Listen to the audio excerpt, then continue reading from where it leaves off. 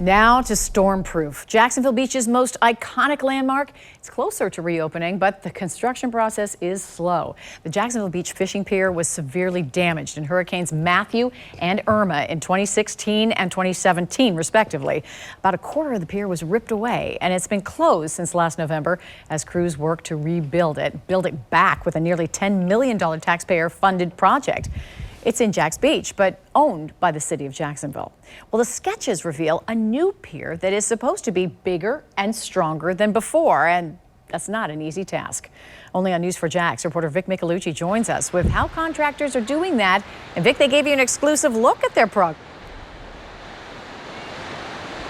They did, Mary, a long time coming. You know, I was in that building on the parking garage when Hurricane Matthew came through in 2016, and we saw the waves and that storm surge rip down the end of this pier. And ever since then, we have had so many people ask us, when is it going to be repaired? What's it going to look like? And what's the progress of construction? Right now, you see the cranes, you can see the crews, even a temporary structure next to it.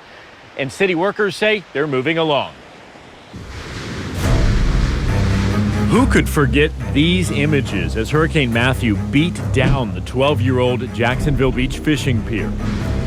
We watched as the waves and wind took off the last 350 feet of the wooden and concrete structure. A year later, Hurricane Irma added to the damage. Let's go back to Hurricane Matthew passing by our coast. I saw it. You saw it. So many people at home saw it as the pier was coming down.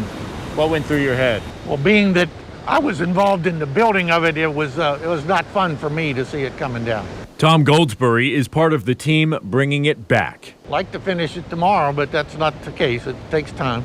He's the city of Jacksonville's project manager, overseeing 3 contractors tasked with rebuilding it, taller and stronger. They've got all these piles to drive, beams to set, concrete slabs to set.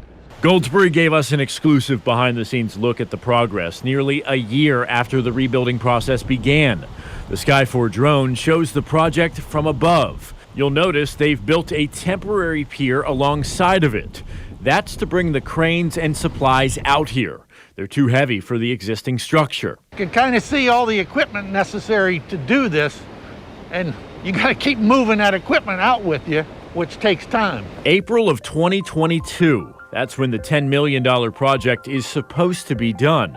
The first section will be the same. The second will be inclined upwards. And the missing third section will be rebuilt 8 feet higher to protect it from future storms. We don't know for sure. That's where you have to make a decision. We could go up 20 feet. It cost us a lot more. The fishermen wouldn't be happy being 20 feet more in the air. And you never know if you're going to get that storm.